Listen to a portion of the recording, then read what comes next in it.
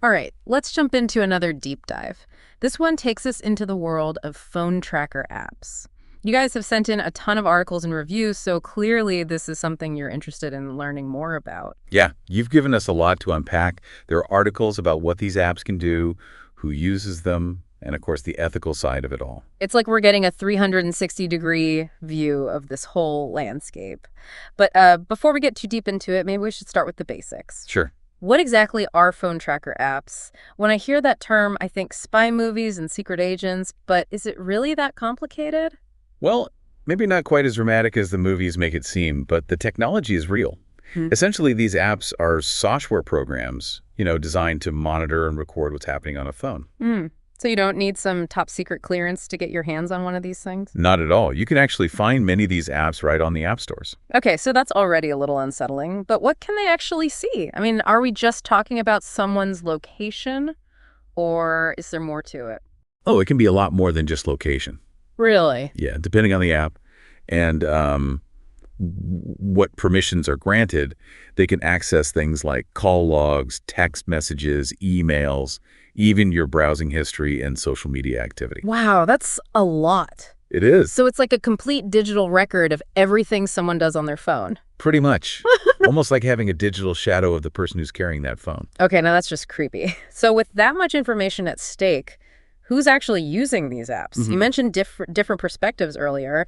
Let's dig into those. Right. Well, from what I've seen in these articles, a lot of them talk about parental control as a main use case. Yeah, makes sense. Parents are worried about their kids, especially with all the time kids spend online these days. So they use these apps to track their location, see what they're doing online, and even limit their screen time. Right, so it's like a digital toolbox for modern parenting. Exactly. Like a way to navigate this whole raising kids in the digital age thing. But I'm guessing parents aren't the only ones using this tech. Oh, definitely not. Businesses are another big user of these apps, especially on company phones. They're concerned about data security, making sure their employees are productive, and preventing sensitive information from getting out. Right. In today's world where everyone's working from everywhere, that makes sense. But I have a feeling things are about to get a little, let's say, ethically ambiguous. What about the use of these apps in relationships? I imagine that gets complicated. Yeah, that's definitely a trickier area. Some of these sources talk about spouses using these apps on each other, and often without the other person knowing. Yeah, that's a major red flag for me. Just because we can track someone doesn't mean we should. Especially not in a relationship where trust is so important. Exactly. It raises some serious questions about privacy and the potential for misuse. Okay, so we've got parents, employers, and let's just say concerned partners. Yeah. Are there any other uses for these apps, or are those the main ones? Well, those are the most common, but there are a few others. Like some articles mention using these apps to monitor elderly family members, to make sure they're safe. Oh, like a digital safety net. Exactly. And of course, you can use them to track a lost or stolen phone. Right. So it's not all bad? No, definitely not. But like with any technology, there are good uses and bad uses, and it's important to be aware of both. For sure. Okay, so now that we have a better idea of the who and the why, let's talk about the how. What are some of the technical features that make all this tracking possible? Well, it's actually pretty sophisticated. We're not just talking GPS tracking anymore. Oh, really? Yeah. Some of these apps can do things like log every single keystroke, take screenshots, record audio, even access stuff that's been deleted. It's really getting into like spy-level technology. Hold on, log every keystroke. So that means they can see everything someone types, like passwords and private messages and everything. That's right. It's definitely one of the most powerful and also the most controversial features. Yeah, I can see how that would be a problem. So we've got this incredibly powerful technology available to anyone, and it can be used for good or bad. Exactly. It's a bit of a double-edged sword. And that's why understanding this technology is so important. Agreed. Okay, I've got to ask about this stealth mode thing I keep seeing.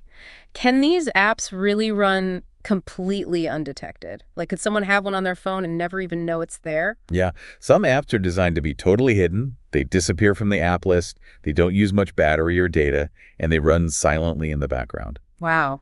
So you could be being tracked right now, and you'd have no idea. It's possible. And that's what makes this whole topic so unsettling, right? It is.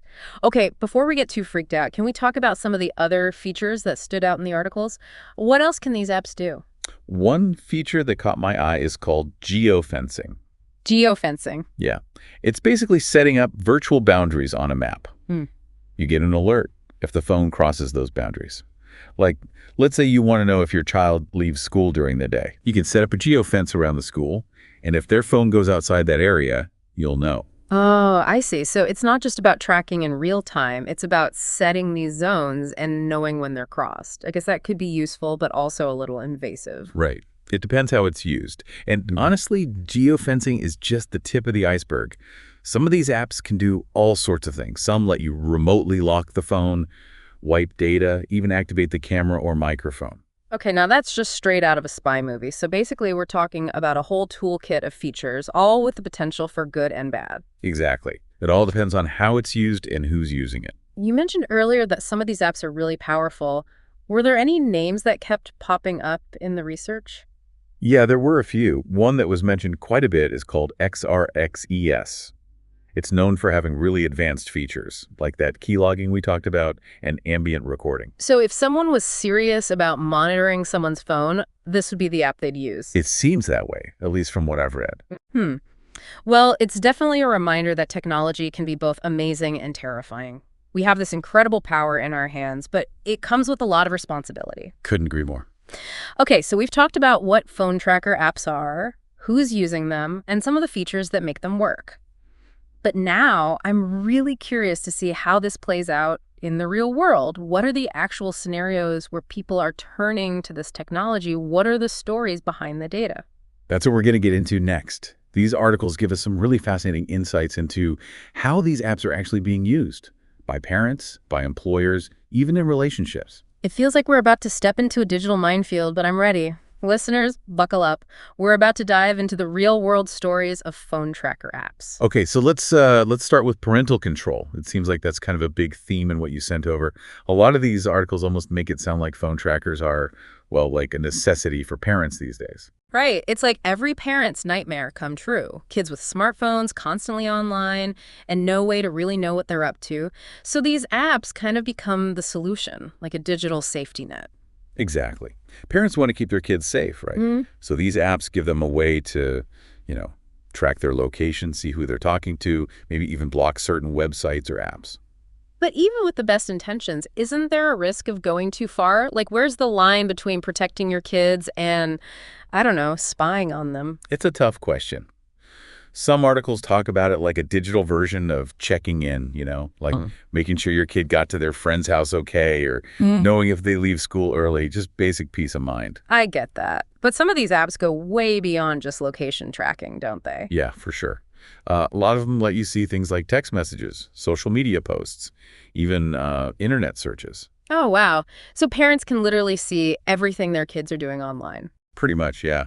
And some apps even have this feature called key logging, where it records every single keystroke. So you can see, every word they type, every website they visit, everything. This seems a little extreme to me. I mean, wouldn't that make kids feel like they have zero privacy? Yeah, it's definitely a sensitive issue. Some articles talk about the importance of transparency, like having open conversations with your kids about why you're using a tracker app and setting clear boundaries. Right, because sneaking around and secretly reading your kids' messages is probably not going to end well. Definitely not. It's all about finding that balance between protection and trust. Okay, so we've talked about parents using these apps. What about employers? We mentioned that they're using them on company phones too, right? Right. It's a big trend, especially with more people working remotely these days. Companies want to make sure their data is secure, so they're using these apps to, track their employees' locations, monitor their activity, and prevent data leaks. But isn't there a risk of crossing a line there too? Like, how much monitoring is too much? It's a tricky area, legally and ethically. Most articles emphasize the importance of having clear policies in place and getting consent from employees before using any kind of tracking software. Right, because employees have a right to privacy too. I mean, it's one thing to track a company phone during work hours, but monitoring someone's every move 24/7 is a whole different story. Absolutely. It's all about finding that balance between company interests and employee rights.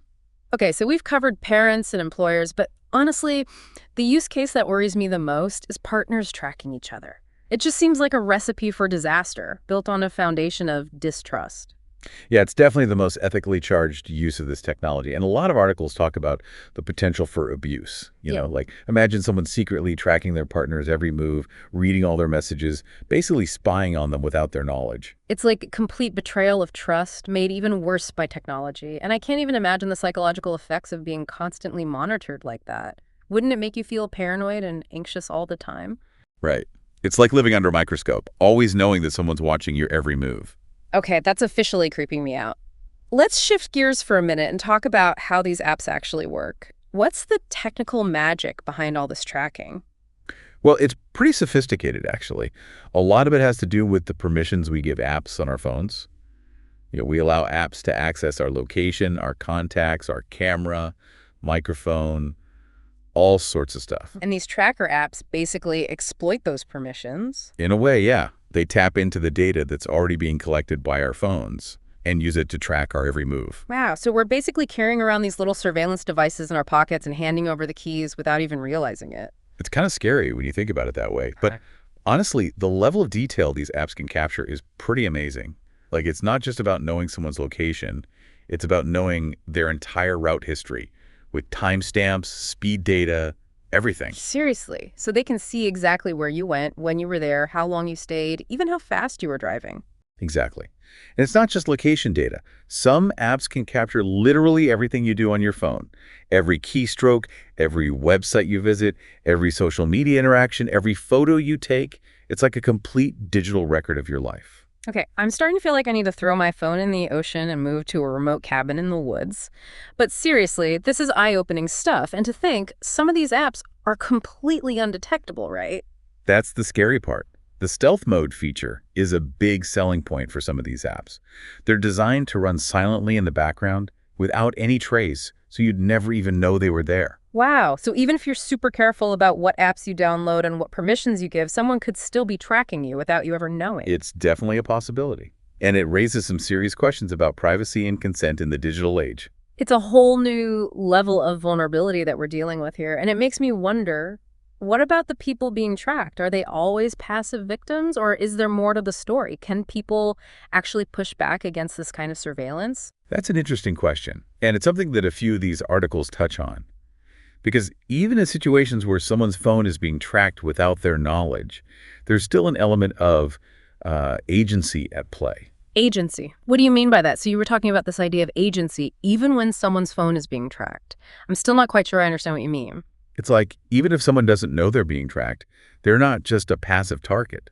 They're still making choices, taking actions, maybe even pushing back against the surveillance in their own way. Okay, so can you give me an example? Like, what would that look like in real life? Well, imagine a teenager whose parents are tracking their location. They might still choose to go somewhere they're not supposed to, knowing they'll get in trouble later.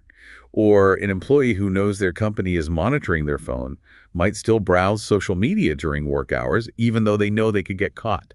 So it's not just about being completely unaware, it's about knowing you're being watched and making choices within those limits.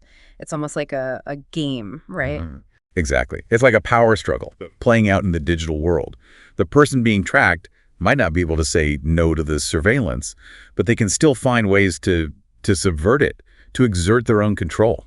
That's a really interesting way to think about it. It makes me think about those articles that dealt with spouses using tracker apps on each other. What happens when the person being crashed finds out about it? That's when things can get really messy. I mean, tracking your kid's location because you're worried about their safety is one thing, but secretly tracking your partner, that's a whole different level of betrayal. Right. It's like weaponizing technology against the person you're supposed to trust the most. Exactly. And it can have some serious consequences, not just for the relationship, but also for the person who's been tracked. Yeah, I mean, we've already talked about the anxiety and paranoia that can come from knowing you're being watched. But what about the long-term effects? Well, that's something that needs more research for sure. But some experts think that constant tracking can really damage someone's sense of self, their sense of autonomy. It can make them feel like they're not in control of their own life. Right, like they're always walking on eggshells, never knowing when they're being judged or scrutinized. Exactly.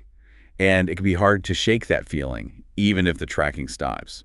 It's a powerful reminder that even when technology is used with good intentions, there can be unintended consequences. For sure. And that's why it's so important to have these conversations, to really think about the ethics of using this kind of technology. So what's the takeaway here? What can we do to protect ourselves in this world of digital surveillance? Well, I think the first step is awareness. We need to understand how these technologies work, what they can do, and the potential risks involved. Right, because you can't protect yourself from something you don't even know exists. Exactly. And once you're aware of the risks, you can start making more informed choices about the apps you use, the permissions you grant, and the data you share. It's about taking back control of our digital lives. Exactly. It's about being proactive and setting boundaries. Well, I don't know about you, but after this deep dive, I'm definitely feeling a little more cautious about my own digital footprint. I hear you. It's a lot to process. But knowledge is power, right? And the more we understand about these technologies, the better equipped we'll be to navigate this brave new digital world. Well said. Listeners, we hope this deep dive has given you some food for thought. It's a complex issue with no easy answers, but by understanding the capabilities of these apps, the ethical considerations, and the potential risks, we can all make more informed decisions about our own digital lives. Thanks for joining us, and until next time, stay curious.